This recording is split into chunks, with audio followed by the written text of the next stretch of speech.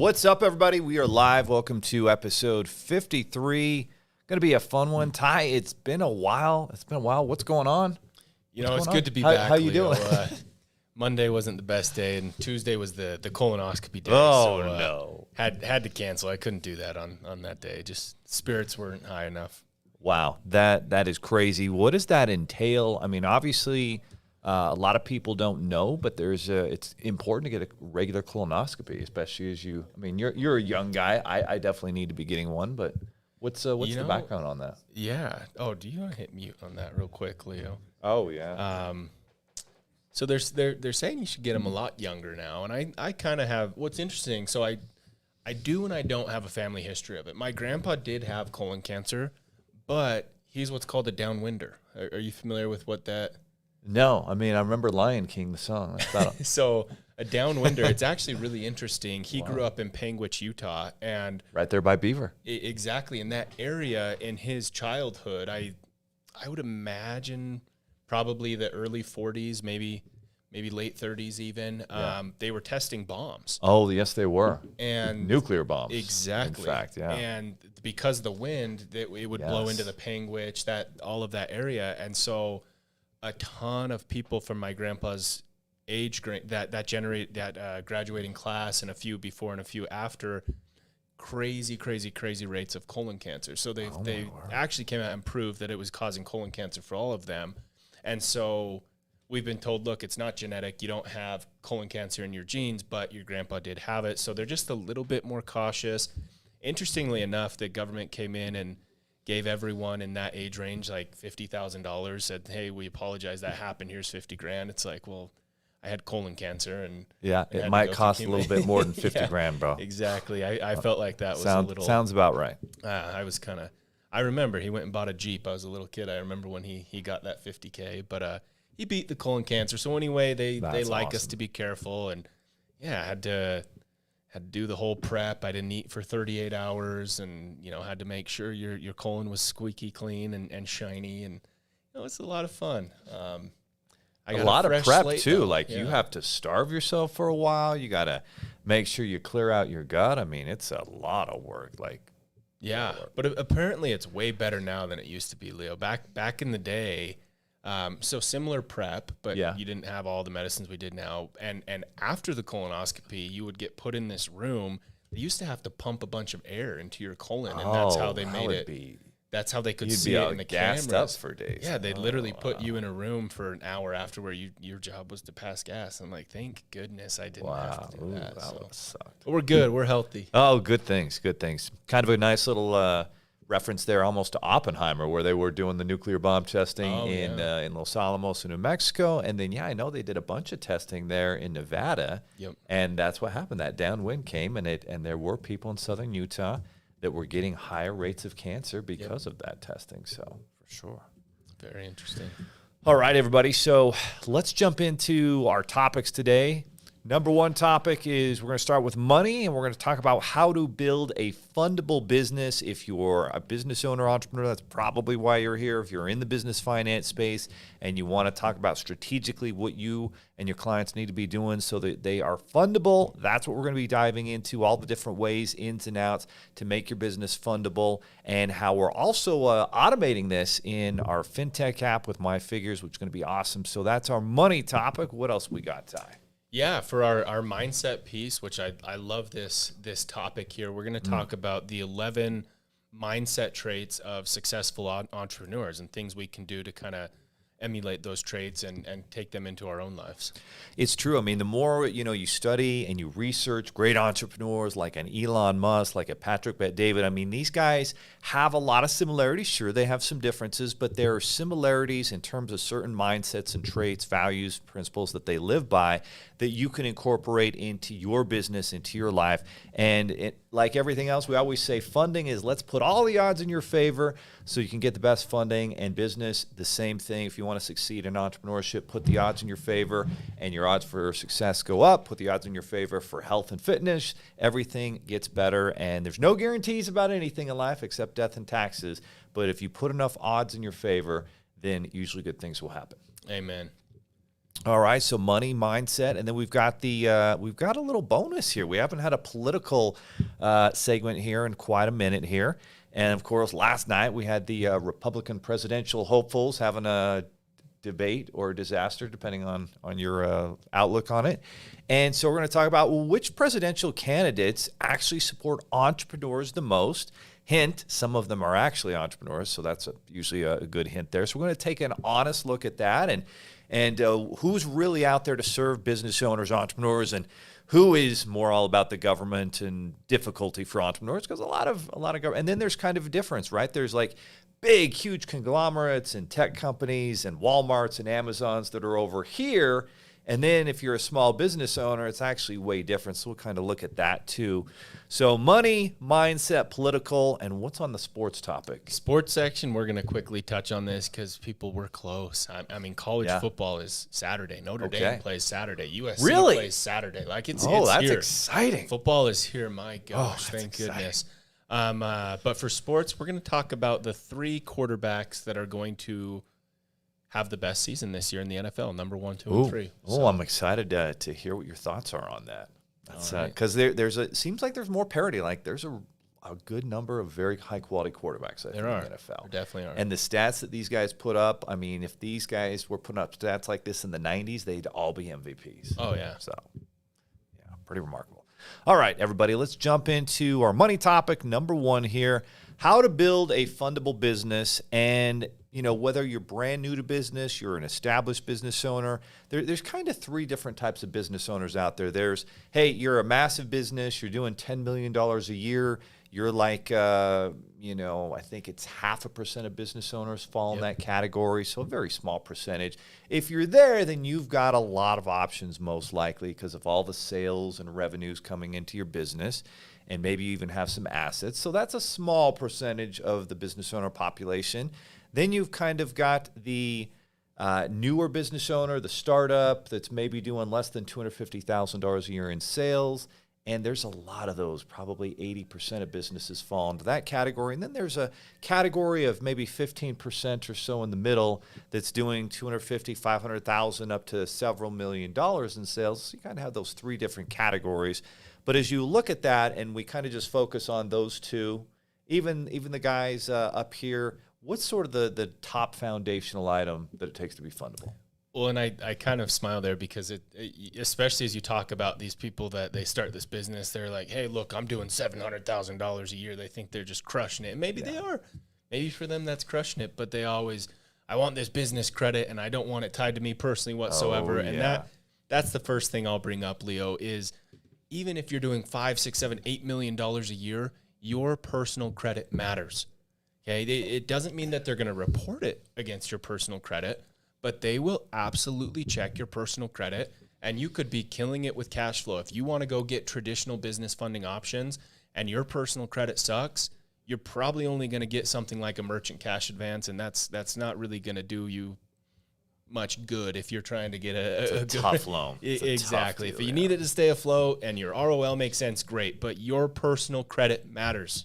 Now, even if you're doing $10 million a year, it still matters, right? Because what? You bank at Chase, you bank at Bank of America, and you go and you're like, yeah, I want a business line of credit, I want a business loan, I want this, I want that, I want SBA.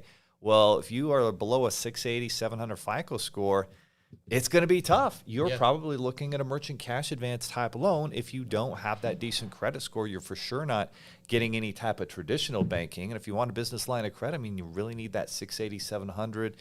Same with SBA. SBA guidelines always say 640, but guess what? SBA doesn't actually loan the money. They just back it up in case you don't pay it back to the bank. The bank makes that decision. And in today's environment where banks, we're on the brink of failing and having all these issues with government bonds, they're less likely to take risks, especially on a business loan, which is higher risk for them, compared to an auto loan where, hey, if you don't pay the car loan back, they can just easily go take that car back and get a lot of the loan paid for and move on to the next deal. And so you're right. Personal credit is the number 1 top factor when it comes to becoming a fundable business owner, entrepreneur. If you don't have a personal credit foundation, even when you get up to $10 million a year in sales, that personal credit's still going to be vital. And so if you were going to unpack that, all right, what does it mean to have really good personal credit? How would you describe what good personal credit looks like? Because it's not just score. Yeah, exactly. Everyone always thinks it's just this score threshold. In some instances it is. Like there's some business lenders that say, look, your personal credit needs to be above 700, and then we're looking at your business credit. But a lot of them, like a small business credit card, they literally are heavily looking at your personal credit factors. And probably the biggest thing they're looking at is how many revolving accounts do you have on your credit? How long have you had them? What are those limits like? How high have you taken those limits? What's your current utilization? These are all factors that they're going to look at when they're making a decision on whether or not they're going to give you a small business credit card. Exactly right. And so when you're looking at personal credit as a business owner, you want to become fundable. Well, yes, you got to pay those bills on time, but that's only 35% of your credit profile. Another 30%, the second biggest factor, is that utilization. So if you take all your credit card balances and divide that by all the credit card limits, that number really needs to be around 35% or less to give the odds in your favor and have a good personal credit profile. So number one factor is personal credit. Number two is if you're kind of new to business and you're kind of still in that startup phase, let's say you're doing, $30,000 a month in sales. What are your best options if you're doing $30,000 a month in sales in terms of a business loan?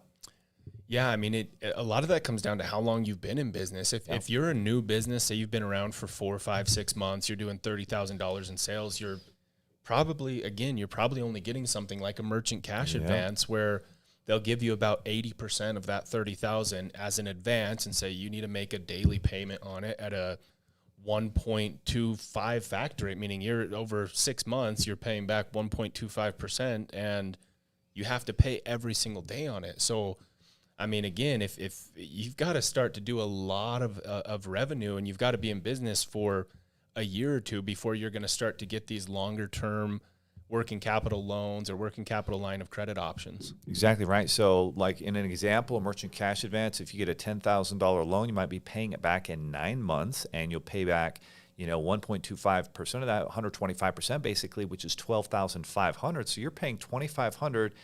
If you want to get down to percentages, be 25% rate that you're paying back within 9 months. So that's a very high APR, and now states are starting to get into business merchant cash advance lenders actually have to disclose an APR. So, but that's your option as a business owner right there, because you're very new to business. You don't have a lot of profitability. You don't have a lot of sales. And so then, but what if you had, good personal credit and maybe an income source with your spouse, partner, something else? Then you could actually qualify for maybe a personal loan, and a 5-year versus a 9-month loan.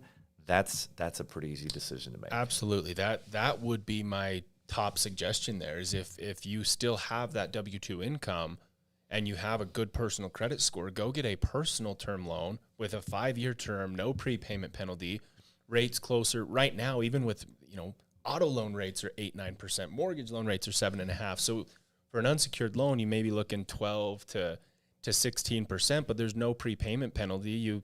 If you're really worried about commingling, you fill out the promissory note, loan that money formally to your business, and now your business has a loan. And it's a much more affordable, much more feasible way to do this, but you've got to have the personal credit, and you've got to have the verifiable personal income. Exactly right. And then the next thing, we had this awesome former veteran, Army vet, just a badass guy. His name was Connor. And in fact, it was one of our funding CEOs. Phil was at a biking store in Colorado. He comes across this guy. He's buying one of his, I don't know if it was like a motorized bike or what it was, but it was one of those cool bikes that he had. And he got talking to him about business funding. It's like, oh, my bank's driving me nuts. They're declining me. We're growing really fast. And he came to us, and within 3 days, we got him a $190,000 business line of credit. And what made him so fundable, and this is the key for that business owner who wants the decent-sized business line of credit, was he had increased his average sales from like $25,000 a month to he was up to upwards of $150,000, $200,000 a month in sales consistently. But it was also how he took care of his bank account. Like if you have a bunch of sales, but I remember looking at some guy's bank history, and he was literally like negative $80,000 I couldn't believe the bank actually let him go in the red, like 80 grand. So he actually owed the bank 80. Like the checking account went from 100,000 down to negative 80, which is crazy. But I mean, if you put your business bank account in the negative, or you don't have a good average daily balance, at least $10,000, $15,000 that you're leaving a balance in the business bank account, then as a lender, I don't feel very good about giving you a business line of credit because you don't even have enough, space in there to actually pay back the line of credit based on your history. And so that's a big part of it. Yeah, and kind of knowing and understanding that, Leo, is also very important too, because there's a lot of businesses out there that do this profit first model, which I think is really cool. But you've got to understand the way lenders look at this, and lenders are still kind of, a lot of them are dinosaurs, and they won't allow you to attach multiple bank accounts and multiple bank statements. And so if I'm preparing, I know I need a round of funding coming into Q4 or coming into Q3. Well, for the next 3 to 6 months, I'm going to have all the revenue go to this account, all the revenue sit in that account. So I look very, very cash flow positive. That's what a lender wants to see, and you're going to get much better offers. But you need to understand what lenders are looking for and get those business bank statements in line for that round of funding. Exactly right. So we've talked about the top three so far. You got to have a great personal credit foundation. If you can have some verifiable income personally, that's going to be helpful, especially at the beginning. If you, for example, so don't quit your day job until you really build your business income up, and then how you take care of your business bank account. And as you start to increase your average monthly deposits through the business bank account, that's going to help out. And then the next step, and this is all kind of a logical progression with that funding ladder, right? You might start out with 0% interest business cards and personal loans, and then you can graduate to more of a business option, a business line of credit. And then as you really start to grow, you can actually look at longer term SBA type options. And usually that's when you start to be profitable. And they have this cute little term in, all the business circles where profitability just means you have cash flow. And I remember sitting down with this Chase banker, really nice lady, and she managed like 5 or 6 branches in Salt Lake County. And so I sat down with her, we were doing lunch or something, and I'm like, tell me, what's it really like out there? 20 people apply for funding for their business at Chase. What's the reality look like? She says, okay, 20 people apply. This is the last 5 years of banking. We're going to turn down 17 of those 20, so 3 out of 20 are going to have an opportunity. And at the end of the day, really only 2 may qualify and only 1's going to move forward. So they're funding 1 out of 20 applicants. Wow. And that's like a tradition. That's like a business line of credit, business loan. Yep. Wow. Sadly, it doesn't surprise me. Yeah, no, and that's why 7 figures funding in this marketplace exists, so that business owners have options. They can get the very best funding option possible, because without it, a lot of them don't get funded, and it's very difficult. But one of the things she talked about is we're looking at the cash flow. And so and we see this all the time with business line of credit lenders, if you take out more than you put into the business bank account each month, what does that tell the lender? You're not making money. You're not profitable. Yep. Yeah. Yep. And I actually used that term when I was talking a little bit about your bank statements, making sure you're cash flow positive, right? And sometimes you may be very cash flow positive. You may be very profitable, but you're taking all of that money out to get it back to zero and just taking those gains month after month. But guess what? If you're getting ready for a round of funding, leave the money in there and let these lenders see that you are cash flow positive. Exactly right. And then, we're talking about everything that it takes to be fundable, good personal credit, verifiable income, how you take care of your business bank account, you actually are cash flow positive in there, all important things. And as you start to succeed, now you want to stack up available credit for, a rainy day emergency, or even more important, a big opportunity that you can now take advantage because you have available credit that you can dip into when you can make an investment. For example, where we had the chance to invest in a different marketing for a new program, this ERC that we did, and we can invest money in mailers and generate this massive return. And if we didn't have that available cash or credit to pull the trigger on that, we would have missed out on that opportunity. And so as a business owner, these are the things you want to do. You want to always have available credit. So where can they get available credit? Credit cards. There you go. It's a great way to do it. If you don't have a bunch of business credit cards or a really big business credit card limit, then you're going to be held hostage by the amount of cash you have in your bank account. If you don't have a type of business line of credit in addition to business credit cards, again, you're going to be held hostage and not have a lot of opportunities. And I would say it's even more important. It goes further than that, right? You want to have available business credit limits with your business credit cards and a business line of credit. But then personally, you should back that up. And hopefully, if you own your home and you've owned it for a while and you have a home equity line of credit just sitting there as a backup, we both do, and we've got investment properties that do as well, that gives us the opportunity to pull the trigger again in case we need to tap cash. Exactly. So Leo, what would be the best advice you'd give if you're 17, 18, 19 years old, you're watching this right now, maybe you don't even have the idea of the business, but you're an entrepreneur, you're going to build a business. What's the best thing that 18, 19-year-old can do right now to be ready for funding, even if it's 5 years down the road? Okay, first off, all that YOLO bullshit, no YOLO. You can YOLO when you are 30 and you're financially stable in a great position. If you will eat shit and work your ass off in your 20s and stack two things, stack cash and credit. Stack cash in your bank account, live as low below your means as possible. Don't go get an expensive apartment, rent a house or apartment with 4 or 5 roommates and start saving that money up. And stop wait for. I just keep thinking about my 14-year-old son. He's so entrepreneurial, but I check his bank account every week. I'm like, bro, your bank account is not going above $100. You make $400, $300, and you spend it all. Stop that. So stack cash and then stack credit. And yes, you want to make smart decisions. You don't have to use it, but you have to build it. And so that starts with building a credit card. Chase has a builder credit card. Most of these banks and credit unions, if you have your bank account there and you're depositing money, they'll approve you to open a credit card. So get a credit card open. Start building that credit. Hopefully avoid student loans. Those aren't going to help your credit.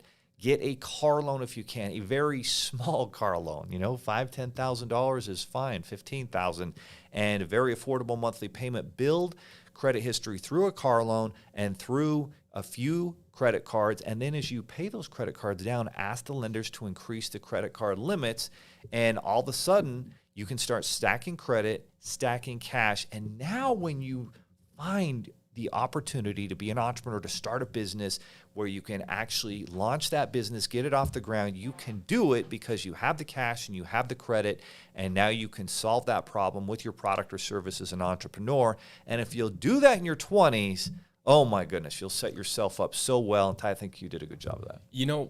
As you were saying that, it's kind of interesting, Leo. I gamified this whole thing. And what I mean by that, Kevin. Oh, yeah. One of my best friends, Kevin, he's done some projects for us. I remember we were both 18 years old, and we worked for a company called Lexington Law. We were selling credit repair, so we were starting to learn a little bit about credit scores.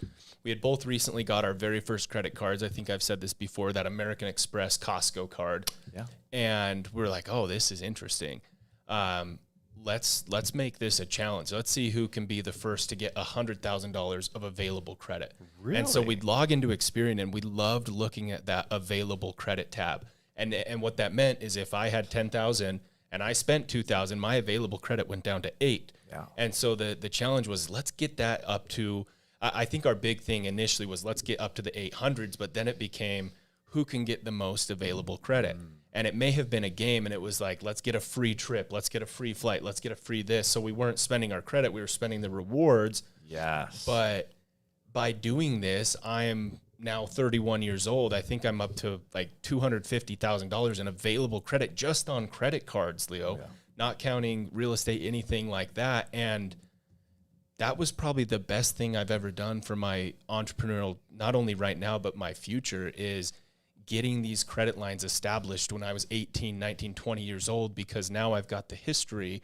I can show that I know how to manage credit. And when I'm in my late 20s ready to start a business with you, we had no problem going out and getting approvals left and right. And so I think that's the best thing you can do. Just like you said, if you know you want to build a business, you want to leverage your credit, just having that available credit does not mean you have any bills.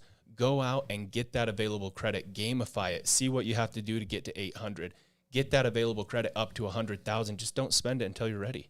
And then you talked about something very disciplined there that really sets you up for success financially as an entrepreneur, even just someone who wants to build wealth. If you have the discipline of, okay, I'm going to buy something with my cashback reward credit card, my Chase Freedom, whatever card you're using, your Amex, and you generate all of these cashback rewards, but then you already have the cash sitting there. The only reason you bought that thing was you had the cash to pay for it. You used your card to do it. You got the points. You built the credit. You built the reputation, the relationship with the lender. And then at the end of the month, you paid it off. Exactly. It was like I needed to pay my tuition anyway, so I'm going to use this credit card. And then Capital One was willing to give me $1,000 to go take a cruise because I used that. I couldn't afford the cruise on my own, but if they wanted to give it to me to pay my tuition I had to pay anyway, by all means, thank you, Capital One. That's called smart money, my friends, and that's what it's all about, being fundable and then kind of planning for future funding options, right? If you know you want to be able to qualify for a $150,000 SBA loan, knowing that you've got to increase your sales, knowing you have to have your business tax returns filed and all your taxes paid, that's another thing. You got to be stacking cash to pay those taxes if you're a profitable business owner.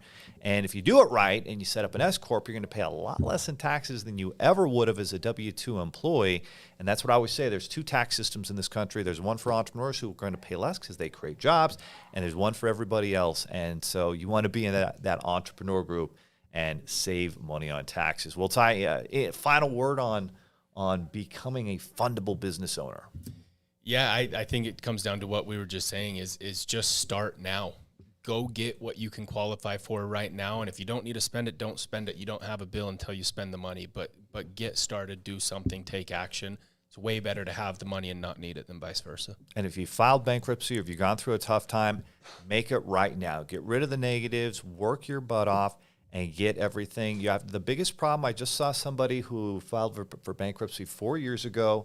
They were applying for business funding. Can I qualify? No, because you've established no new credit since you went through that bankruptcy. You have to do the same thing, establish the credit with a car loan, with credit cards, and slowly over time build that up. It's not a one-time event, it's a process. And the sooner you start going down that road, the greater opportunity you have for success. And it's so funny, like all of the entrepreneurs that we know and follow. For example, I was listening to Alex Hormozy, and he just had this big, huge launch this last weekend, and we're fortunate to serve one of his old companies with funding and whatnot. But he talked about it. He talked about he needed two things. He needed to know how to advertise, and he needed his Amex. I was just listening to that on Autumn. I thought, there it is. And Russell Brunson, same thing. Yeah. He had an Amex card, like a $50,000 Amex card that started ClickFunnels. And so many, Kevin Plank, so many successful entrepreneurs, they had that credit, and that opened the doors to launch what became $100 million, billion-dollar businesses. Yeah, I mean, credit is extremely powerful if it's utilized correctly. All right, guys, our mindset topic is the 11 mindset traits of successful entrepreneurs. The first trait they give us is positive attitude. Positive attitude. Yeah, I think that's the key to everything. And what's interesting about the attitude, there's an old quote that we had to memorize. It was a full poem that we had to memorize. I remember I was a sophomore in high school, and this teacher was the biggest badass football coach, just kind of a dick. Like, he was really scary. Turned out to be, I probably learned more from him than anyone, which was awesome. But the very first day of class, there's a poem on our desk, and it says, the poem starts, I believe it's the very beginning. It says, I believe the single most significant decision I can make on a day-to-day basis is my choice of attitude. And it goes on to talk about why, but the key word right there is choice, right? Your attitude is a choice. It's like, is it Zig Ziglar that has the quote, people often say that motivation doesn't last? Well, neither does taking a shower. That's why they recommend you do it daily. And I think these successful entrepreneurs are so good and have such a routine of every single day they wake up, and that whether it's affirmations, whether it's getting right to working out, they do what they have to do to start that day with a positive attitude. But it is a choice. We all wake up and we get to decide if we want to have a positive attitude or a negative attitude. And it's this idea that you can control things, right? Yes. It's not just, the world decided my, attitude if I was going to be happy or sad today. And like that's what the world's all about. Everybody on the media, and it's you have no control. And it's, oh, let me feel bad and let's be victims. And that's not the road to success if you want to be successful in any aspect of life. You can control your attitude and Yes. how you react to difficult times. Second trait it talked about was openness. Openness to listen to ideas. Openness to find or think a different way. Openness to finding solutions. And I would say openness to just believing that something can be fixed. And if you have, again, a negative attitude and a pessimistic mindset that everything's going to fail, then it's pretty tough to be open to succeeding and creating something. Absolutely. And then the next one here is curiosity of a child. And I think that I love that. is so important because that's what gives us it. When I read that, my mind immediately went to Flick from A Bug's Life. Yeah. And all these new inventions, and I'm going to do this, I'm going to do that. He was curious. He had the curiosity of a child, and he had that imagination. And I think sometimes that imagination is what creates these dreams for us, and these dreams are what we can then put into action and build these businesses and have employees and stimulate economies. But it all starts with that curiosity, and I think sometimes we forget about that. It's that curiosity of wanting to explore and do things. And Yeah. you have kids, you've got Jack running around, and he's super curious, and he wants to learn things, and he wants to do things, and he's not afraid to fail. And it's that type of trait and attitude that leads to success as an entrepreneur, because you're curious, you want to know, you want to learn. And the problem is, as we get older, a lot of the times we become less curious. So it's something you need to be very aware of. If you want to be curious, well, how does that work? Well, how does coding work? How does software work? How does sales work? How does marketing work? Why is this guy so good at that? Why is this gal such an amazing entrepreneur? What is it they're doing? And that curiosity leads to a lot of success in asking the right questions too. Next, we've got be persuasive. And this is another one of those skills. How have you learned over time to be persuasive? It just comes down to, in my opinion, understanding people, right? Understanding psychology, but why they do what they do, how they act, why they're acting that specific way. Persuasion, in my opinion, comes down way more to not what I'm saying, but how I'm understanding the human being that I'm needing to persuade. And sometimes I think that comes off as a bad thing if you're persuasive and whatnot, but I think it can be a very, very powerful tool if you know how to use that as a powerful tool. Like for employees, I understand that I have to be persuasive in different ways for different employees because of how they think and how they act. What are your thoughts on that? Persuasion is needed in all aspects of life. You had to learn to be persuasive to get your wife or your husband to marry you, right? You have to be persuasive to get your kids to, do the dishes, do the latest task. You have to be persuasive to be able to listen to a client, their problem, and let them know you've got the solution for them. And so it's this life skill that's going to help you in all aspects of life. And you think about some of the best entrepreneurs out there. You think of Steve Jobs up there in the Apple Theater telling and presenting the new iPhone, and how persuasive he was at making those presentations and letting us know, wow, this is going to change your life and be so impactful in everything you do in all areas of communication and creation. And that's what you have to be if you want to succeed as an entrepreneur. You have to be persuasive, and it's a skill that the cool thing you can learn about, there's a book about all of these. Yeah, I think there's a fine line between being persuasive and manipulative. And I think the difference there is if you're being persuasive, you're doing it for the greater good, right? Versus manipulative, oftentimes you're doing that for your own selfish benefit. And I think sometimes people misunderstand persuasion and manipulation. And so I think persuasion is a very, very good skill. Manipulation, you kind of need to be careful with that. Well, in manipulation, usually you can kind of smell it. It's, you might be on the phone with a salesperson or meeting with them, and you can tell if they have commission breath because all they're caring about is them, their features, whatever, instead of asking you the right questions and listening and really trying to solve whatever problem you're going through. And so that's always a key. And it's the same thing clearly in relationships. If you're in this relationship only for you, then that relationship's probably not going to work out. But if your relationship is, how can I help my spouse or partner succeed and get what they want, boy, that relationship will go up significantly. and you start thinking of the things that you can do for them, and it makes all the difference in the world, and also make you a lot more happier. Creative is another one. I always say there's two types of people in this world. There's consumers and there's creators, and I want my kids to be creators, not consumers. Absolutely. I think that's a very important one there, and sometimes you have to work a little bit harder. Certain entrepreneurs, they don't have that natural creative aspect, and it's something you have to work on, but it's a skill. Self-motivated. That's another one that I think that comes down to making that decision to be motivated. I mean, Leo, you talk about this a lot. What is different for you right now versus 10 years ago? I would say you're way more self-motivated today than you were 10 years ago. Why? No question about it. It's not something that just changes overnight, but it starts with asking yourself, like, the number one question I try to get my kids to answer is, who do you want to be? And if you can answer that one question, then the rest of it becomes a little easier, because now you know, oh, well, I see myself, I want to become a really successful entrepreneur. I see myself as a great father and an amazing husband, as somebody who, makes products and services to make life easier for business owners or whoever you want to serve.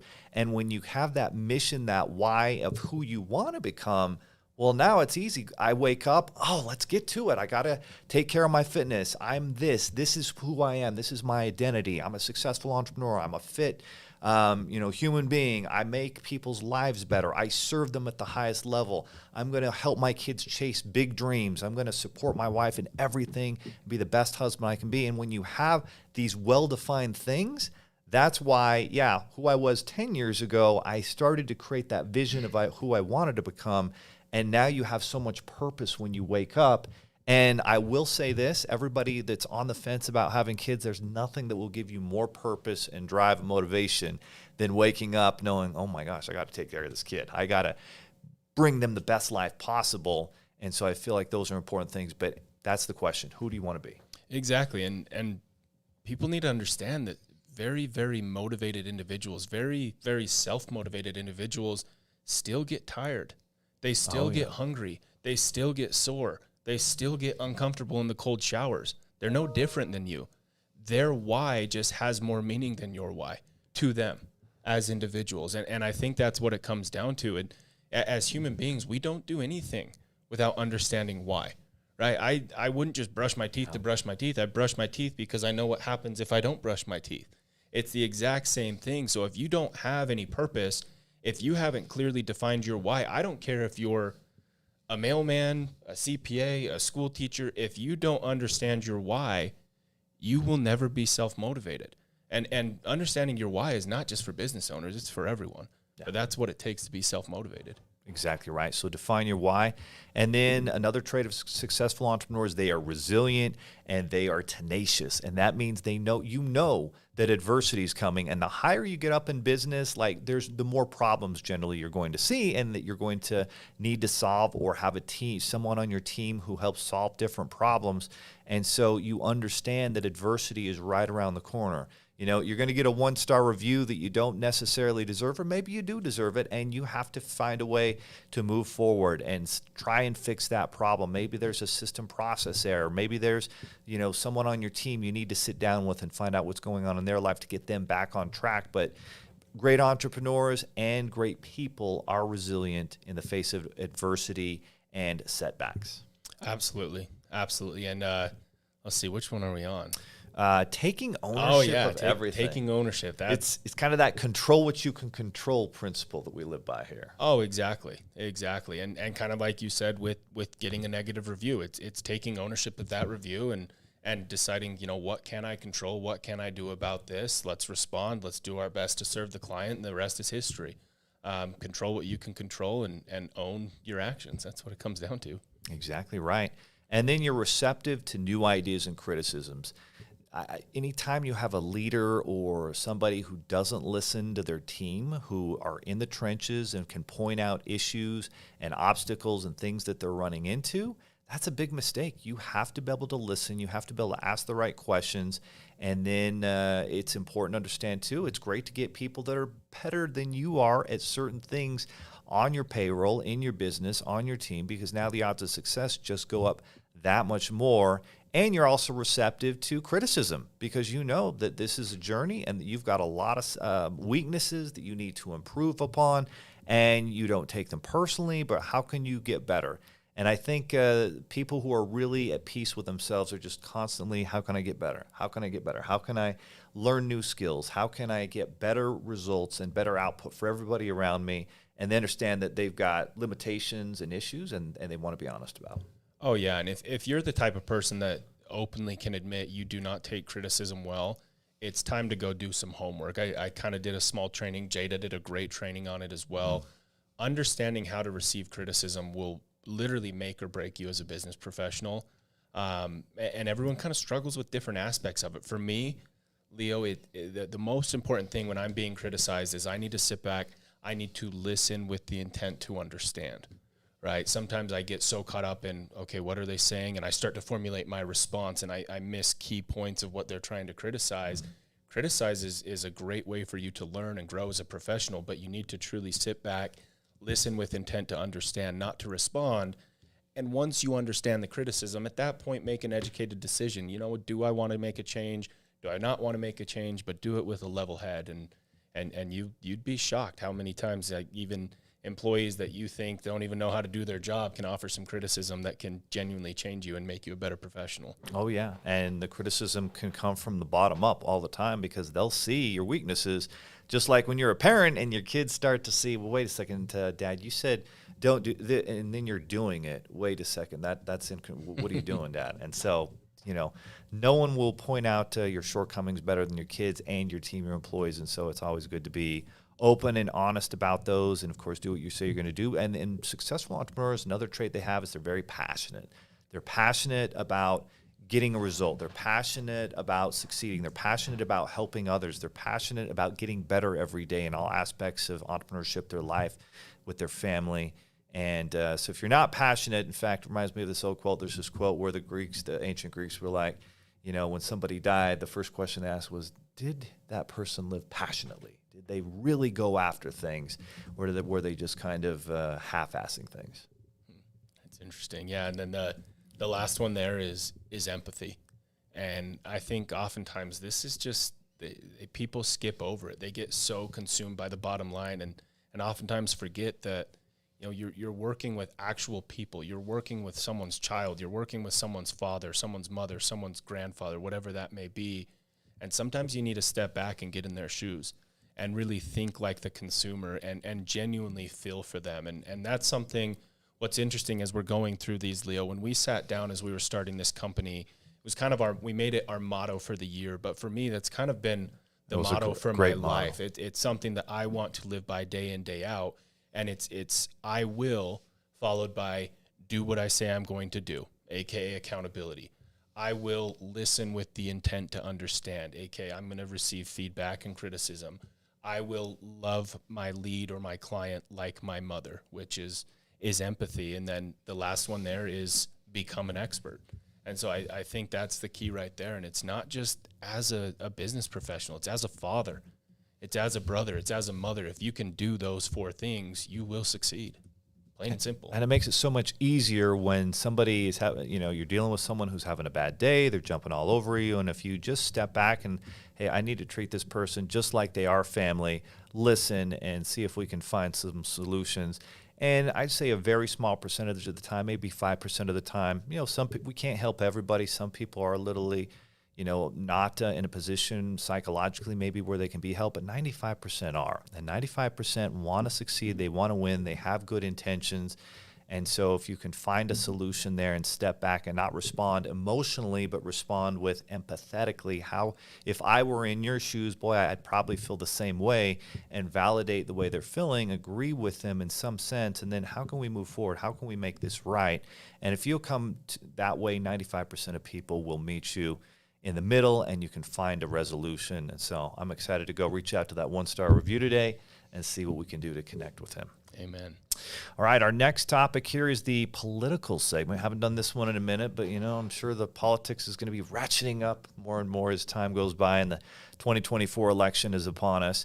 But last night there was the Republican presidential debates. And of course, there's a couple people on the Democratic side as well that are running for president as well. So we just wanted to ask the question, which presidential candidates are the most focused on supporting entrepreneurs and small business owners? And we're not saying necessarily supporting like the big, huge multi-trillion-dollar conglomerate companies that really don't need much help. Yeah. They're in pretty good shape, but the small business owner, of which there's tens of millions of them, does.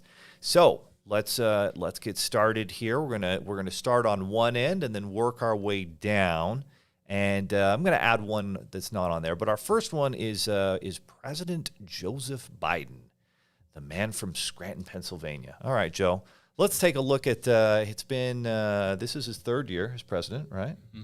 So 3 years as president. Let's see, what has Joe Biden done for small business owners and entrepreneurs? Being as objective as we can. Let's see. Well, there's a couple programs come to mind. You know, you had it was PPP number 2, I think. Well, here's what's interesting, Leo. Okay, let's talk President Biden. Let's eliminate COVID. All right, if we take COVID out, what do we got? Didn't exist. What has he done for small businesses? I'm not aware of anything. He raised corporate tax rates. Oh, okay, you're right. He did. That's right. Corporate tax rates went from 21 to 28%, which doesn't necessarily makes it harder for a business owner if you have more taxes, more red tape. So yeah, if you kind of take away COVID, and that was kind of something that they worked on like the second or third month in his presidency, which was already in the works. So outside of that, because I think regardless of who was president, that relief was coming in some way, shape, or form. I don't think Biden really had much to do with the EIDL, the PPP, the ERC. No, it had already been started in 2020. It had already been started in 2020. So you take that away, and corporate tax rates went up, inflation went up, meaning people needed more raises. It was harder to hire. I can't really think of anything. No, I can't either. I mean, it's generally been most of the words coming out of their mouth. Sometimes I think they give lip service to helping small business, but they don't ever seem to have a lot of actions there. And in fact, talking about COVID, a lot of those policies and shutdowns put millions of businesses that had been in families for decades, they were forced to close. Yeah. So super unfortunate. All right, the other guy, I think in Democratic circles, you got Robert F. Kennedy Jr., and he seems to talk a lot about helping small business owners. And JFK, his uncle, and then his dad, Robert F. Kennedy, they both seem to support small business owners. Yeah, I've actually really resonated with a lot of the things that he's talked about and things that he said. It's kind of that really old school Democrat that the party used to be, and JFK Democrats that might not be Democrats, probably. Exactly. Yeah. All right, then you got Governor Chris Christie of New Jersey, and we're kind of just putting these down. I actually don't know tons about all the things. I know he was the governor of New Jersey, and they had that crazy hurricane in was it 2012 when Mitt Romney was running, and I don't know. I didn't hear him say anything about helping business last night, I guess.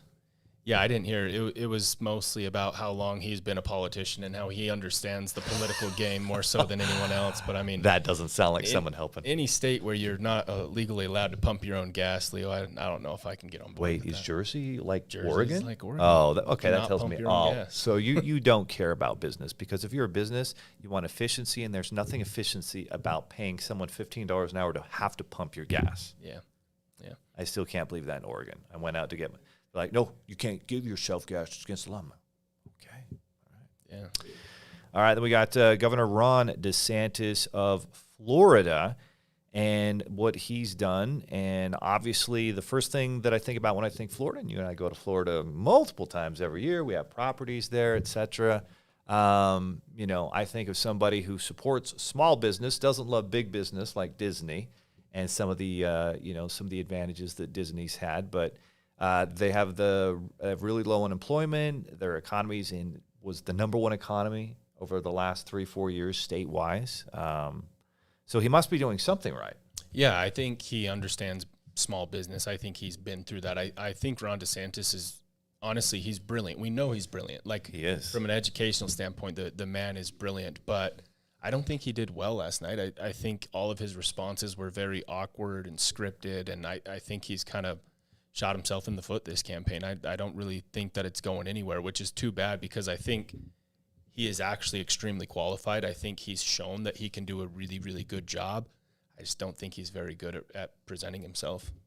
He's a good. I was listening to a segment from Patrick Bet, and he's like, "Hey, sometimes you're the man on the high school football team, and then you try to make it in college, and you're not quite the man anymore, but someone else is, and then that person who was really great in college goes to the NFL, and they didn't actually turn out to be quite so good in the NFL, and it's kind of like that where Governor Ron DeSantis is one of the best governors in the country, but that next step to the national level and the presidential level maybe isn't quite, he's not there yet. Yeah. And he held back. He's very scripted. He didn't go to all the podcasts, and he didn't go to all the rounds. He would only talk to someone if he knew they were going to ask him easy questions. That was what it looked like. And so I think that's hurt him. And then he's been inconsistent on issues. He was kind of against Ukraine war, and then he's with it. So people don't like when you're wish-washy. Yeah. So, all right, then we got Governor Nikki Haley, who's also, I think, Secretary of State under Trump. She was the South Carolina governor. How does she support? What's your takeaway from her? I actually enjoyed a lot of the things that she had to say. I don't necessarily think that I agreed with her theory on what's going on in Ukraine and how we need to continue to give them absolutely everything, but because it's either they fight Russia or we fight Russia on our ground, I don't really think that's the case. I think if we use those resources to build up our own national security and use those resources to handle situations on the border, the southern borders, where you look at how many people are dying every single day from this opioid epidemic, and you look at the situation with sex trafficking and all of this going on in our own country, I think there's lives to be saved here.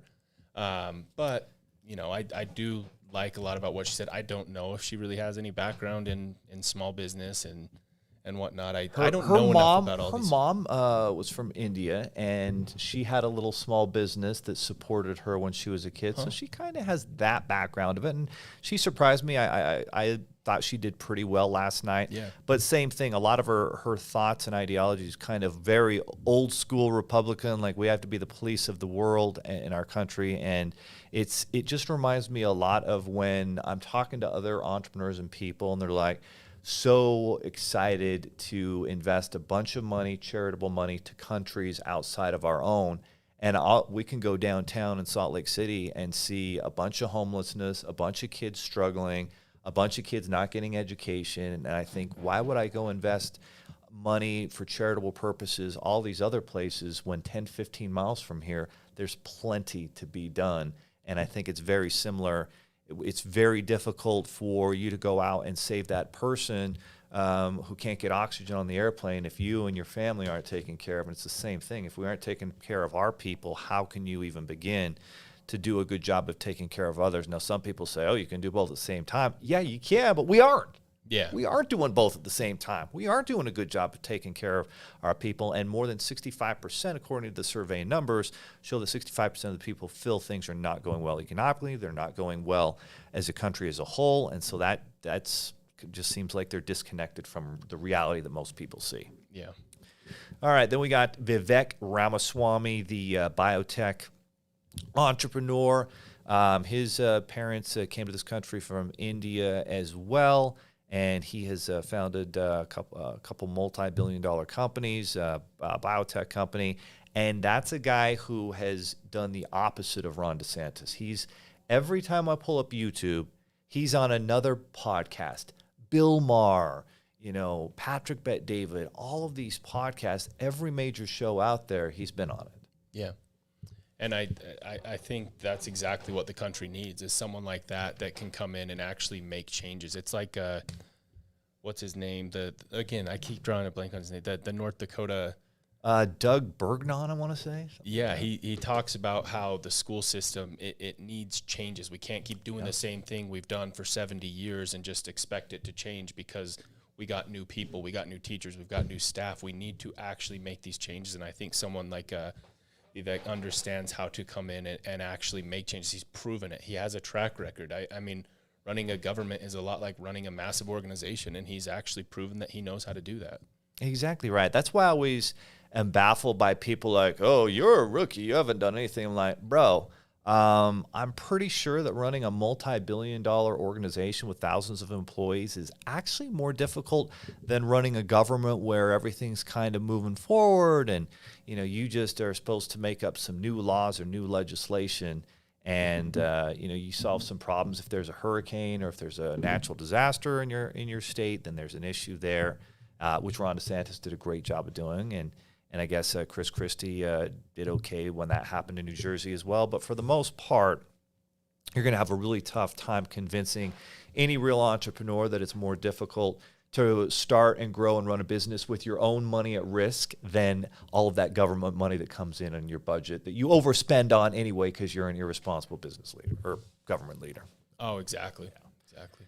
Tim Scott, one thing I know he did for business was the opportunity zones, which helped neighborhoods that weren't doing well and encouraged investment to start businesses in those neighborhoods. So that was a good thing. He did that with President Trump. And then he's just been a senator for a while and seems like a really nice guy, but I don't know much beyond. Yeah, exactly. I was going to say he seems like a nice guy. I don't think I really see him as the president of the United States. Yeah. I mean, I did love his question or his response when they asked him about, how do we bring God back into the equation, right?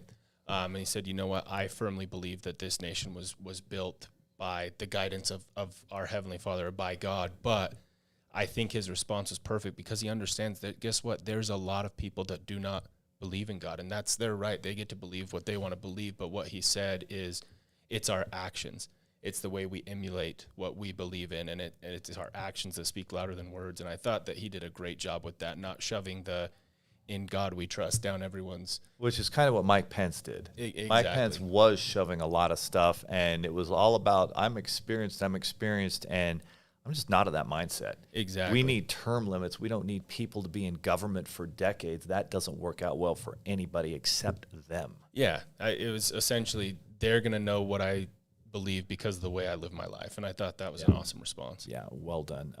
This guy didn't get to go to the debate last night, didn't qualify, but Miami Mayor Francis Suarez has done a ton for business. He has been recruiting and making business, recruiting great businesses in the Miami area, and you've seen so much growth in there because of the amazing policies and the welcoming, and he's a recruiter. He's always out there recruiting, so he's done a great job. He's not going anywhere as a presidential candidate. So out of all 8 that we heard last night, who do you feel really gave a vision for a better country? Not just like criticizing the other side, which doesn't really accomplish that much, but hey, here's a vision for where our country can be. Ramaswamy, that's the only one that comes to mind after watching that actually felt like they had their own unique ideas. It wasn't just this scripted response time after time. He's also the only one. I texted you right after. I'm like, oh my gosh, if Trump was up there on this panel, he would have absolutely obliterated everyone. Looking back on it, he's the only one that maybe it would be really interesting to watch him and Trump go back and forth. But yeah, I was not super impressed. And like I said, I think Trump's running circles around all of them. Not that's what I want. Not going to say what I want, but that was my take. Yeah, and that's what the polls are showing.